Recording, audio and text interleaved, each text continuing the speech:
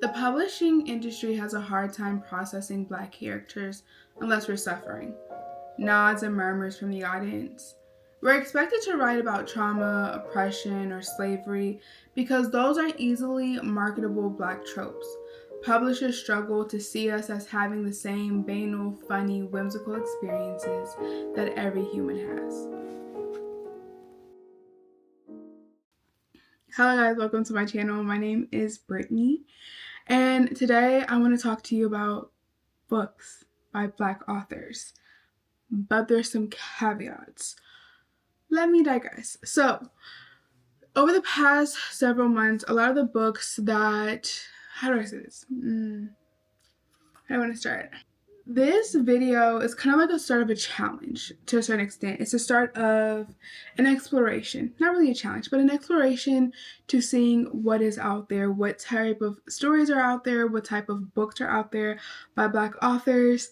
However, I know there has to be amazing, well-rounded stories by Black authors that are not only mere examples or representation of oppression or suffering. I don't know if you remember, but around like 2010, 2015, especially in Hollywood, there's these wave of like movies, like saying that we're capturing Black voices movies.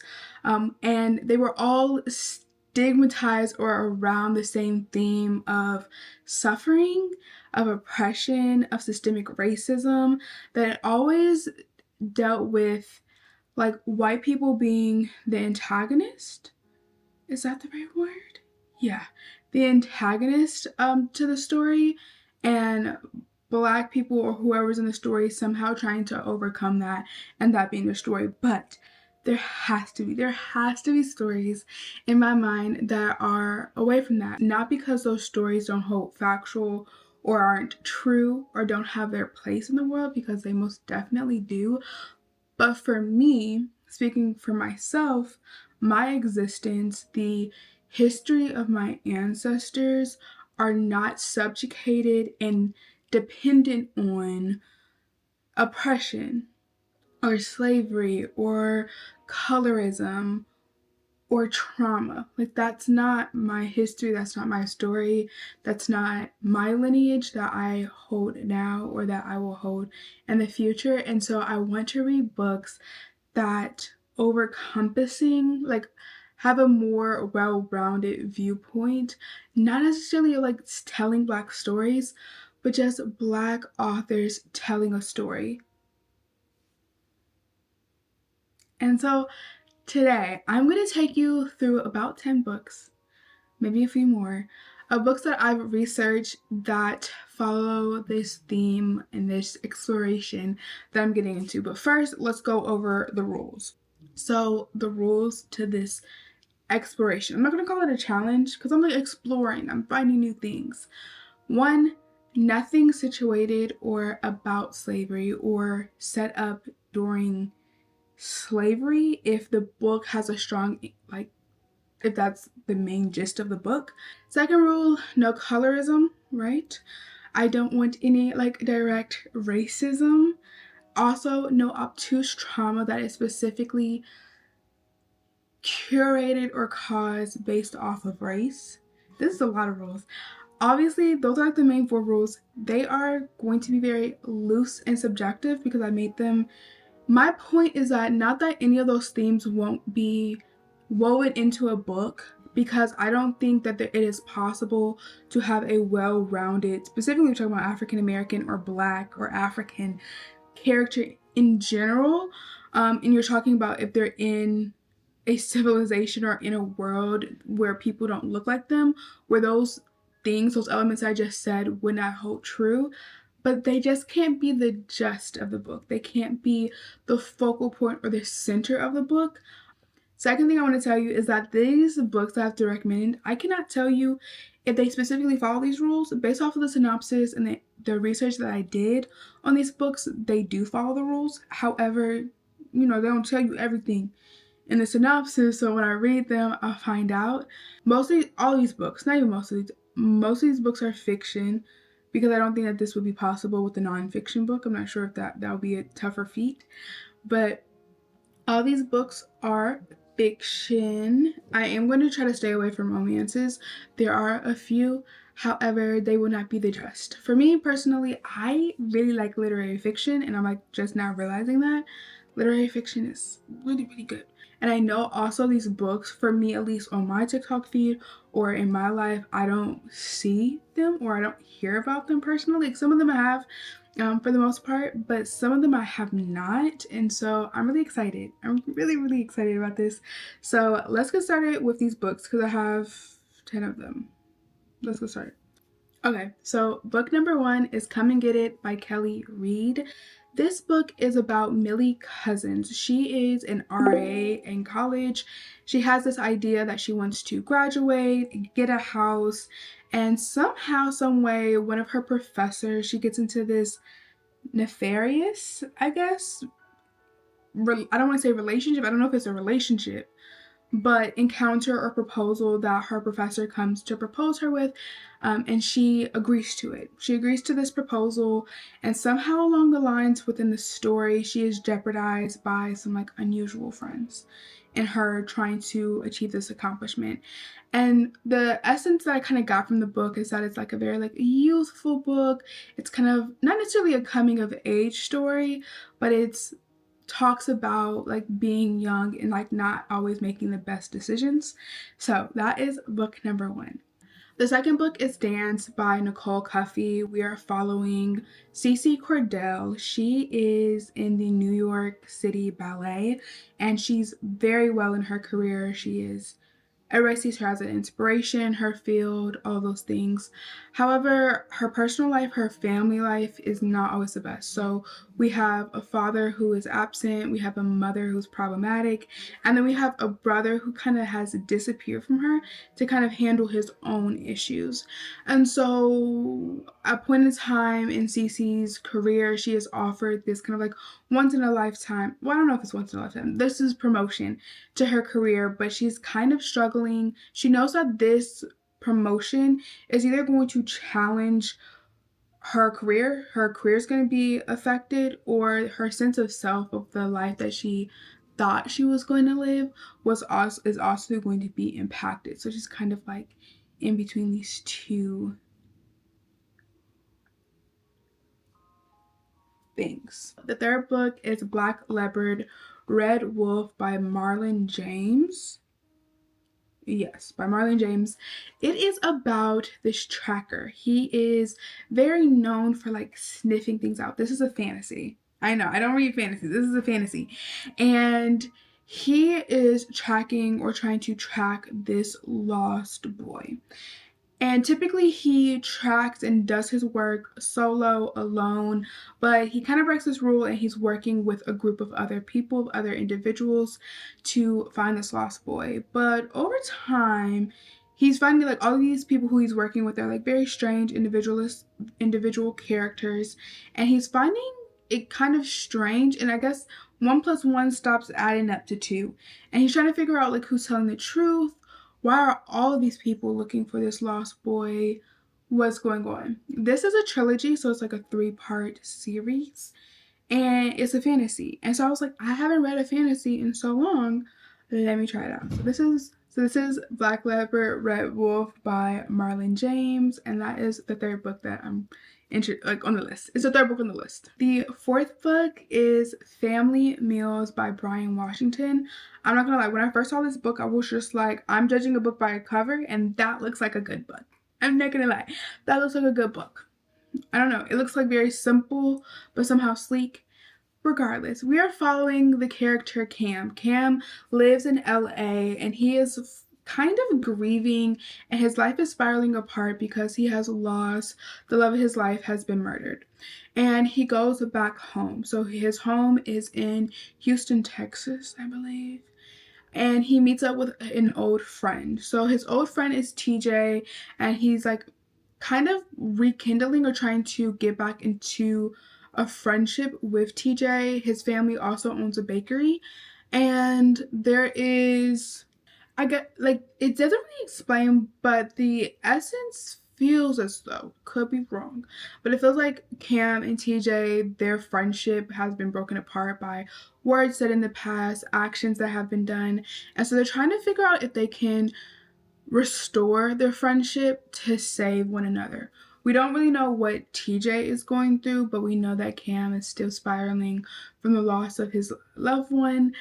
This is like an LGBTQIA book, and it's a book about like family. And there's this one quote that I read in the synopsis that I want to talk to you about, and it says, "When secrets and wounds become so insurmountable that they devour us from within, hope and sustenance and friendship can come from the most unlikely sources." Number 5 is Real Men Knit by Kawana Jackson. We are following, this is a romance. This is one of the romances. Like, there's only, I think, 2. And there's only 2. But this book is following the character Jesse. He is a mama's boy, but also he breaks hearts. He has a few brothers, and in the story, his mother passes away. When his mother passes away, it's not really explained, but there's a knitting shop in the city that he lives in. I'm assuming that he owns it, like his family or his mother owned the shop. My assumption. It didn't say that, but that's the assumption. His brothers and him are having discourse on if they're going to keep the shop open or if they're going to close it. And Cam is like, we should keep the shop open. His brothers are like, no, we should close it. He's having this conversation with his brothers about closing or keeping the shop open, and one of the employees, Kelly Fuller, who works in the knitting shop, overhears this conversation and starts to working with Jesse to keep the shop open. And over time, this kindles a little, they get a little close, and then that's where we see what happens. That's what's going on. The number 6 book is Jackal by Erin Adams. Yes, Erin Adams. This book is around Liz. Liz is living in, she's not living. She goes to Philadelphia for a wedding. At this wedding, there is a little girl, black girl, who goes missing. Also, this is a horror and thriller. It's like a horror/thriller book. And I feel like this is the only book that really might break my rule. Like, might be breaking the rules. But I don't know because I haven't read it. She goes to this wedding and one of the little girls goes missing. And at this wedding, Jackal stays to kind of investigate and figure out what happened to the girl, because she is the only one who is starting to notice and recognize these patterns that are happening around her that nobody else is like recognizing or seeing. And so she's trying to find out what are happening to all these lost little girls. They're being lost in the woods. And so she's investigating and trying to figure out what happened. The 7th book is The Three of Us by this author, and I'm interested in what happened, what's going on, who is lying and who's telling the truth. Okay, so let me tell you what's happening. I don't know what's happening. Let me tell you what the synopsis is. So The Three of Us is discord or tensions between a husband, a wife, and the wife's best friend. That's already messy. What they say, how they started, how they preface the book, is the wife has everything. She has the house, she has the man, she has the car. Like, everything is seamless. The only thing that is missing is a baby. It doesn't say that she wants a baby. It doesn't say that she doesn't want a baby. It just says the only thing that's missing is a baby. I'm not sure if she wants a baby or she doesn't. It's not really actually very clear. It's kind of, from the synopsis, it's giving that she doesn't want a baby because she's like, that's a big commitment. But I don't know. I'll tell you when I read it. And so what happens is the best friend and the wife are having like a lazy afternoon. They're chilling. The husband comes home. I'm not sure what prompts him to do this, but he starts having confessions and like telling his truth, X, Y, and Z, spilling a lot of information. And him spilling all this information really puts all these 3 characters in having to be in a position where they have to choose or pick a side. And I don't really know which side or what they're picking from, because it doesn't look like they're trying to pick the wife's side. I don't know what's going on.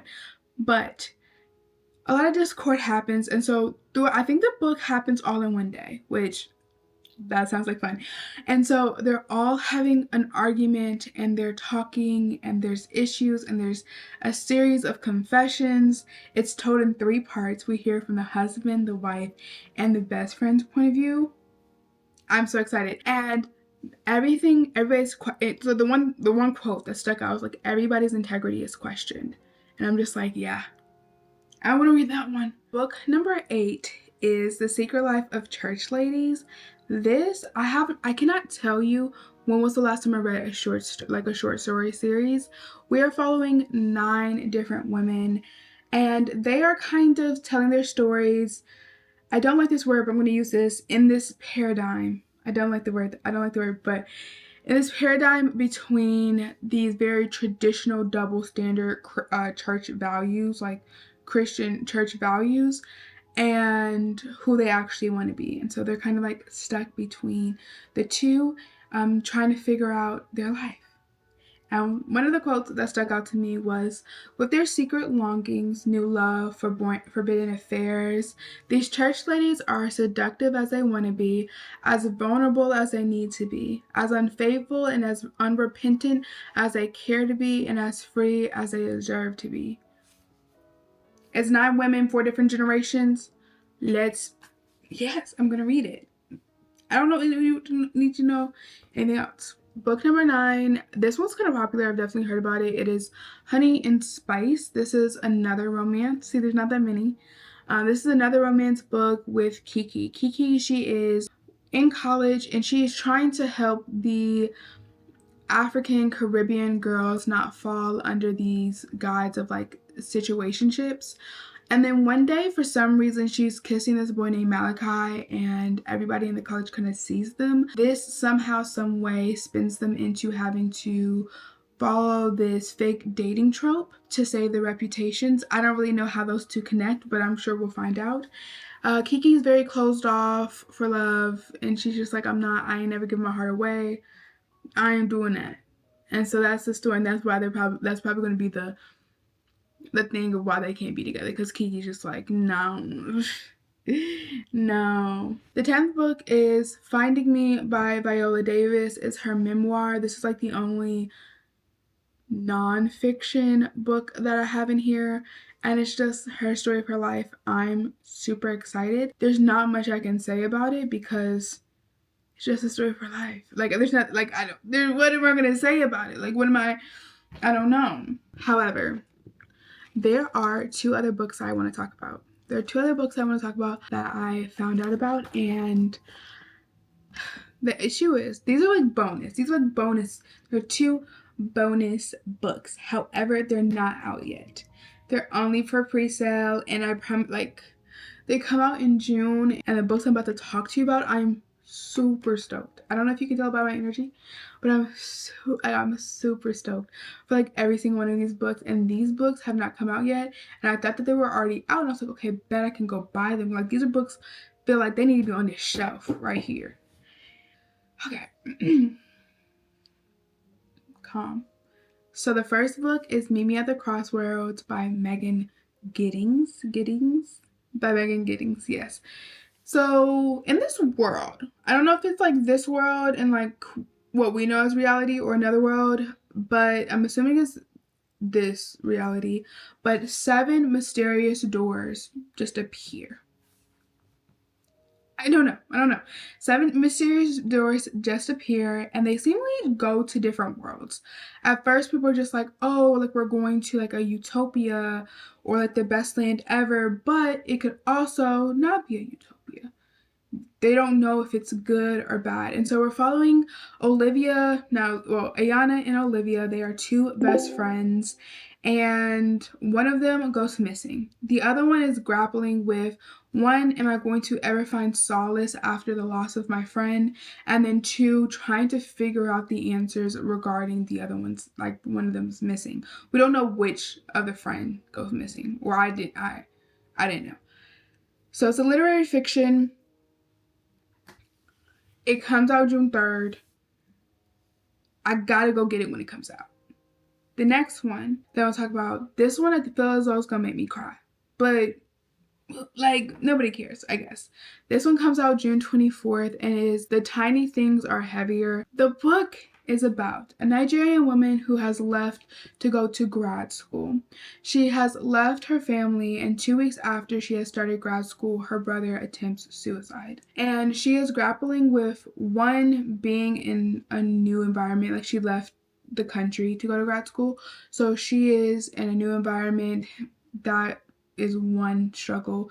Two, there's this feeling of regret in terms of how she's living her life, because she feels though her brother had a suicide attempt and then she just left. She's grappling with that. And then she's also having a very chaotic, or complicated is what they classify it as, relationship with her friend slash roommate, Bayo. And their issues within their friendship only is exasperated when Sami, who is the main character, she gets in a relationship with Brian. Brian, his father is from Nigeria, and when he was born, his father left him. And then at one point in time, Sami and Brian go to Nigeria. Sami is going to kind of make amends with her brother and feeling like she wasn't there to support him, and Brian is going there to find his father. I'm sure there's more information that we're missing. Things happen, stuff occurs, and I think there's like a twist or a change in the story. I can at least imagine 5 different things that could happen, but things happen, things change, there's a twist, and the quote that like really stood out says, "The notion of self and familial love are like in question." And those are the 2 books. So that book comes out June 24th. I'm super excited. I'm just like, April and May. Hurry up, hurry up, hurry up, hurry up. Over the next, I would say 2 months or so, I'm going to be reading these books that I listed on this list. I'm also going to be reading other books. Like, it's not like I have to stick to this list at all. But I'm really excited about like all of these books that I found out. But anyway, thank you guys for watching today's video. I've honestly had so much fun talking about these books. Like, this was fun for me. But thank you guys so much for watching today's video. And guess what? I'll see you next time.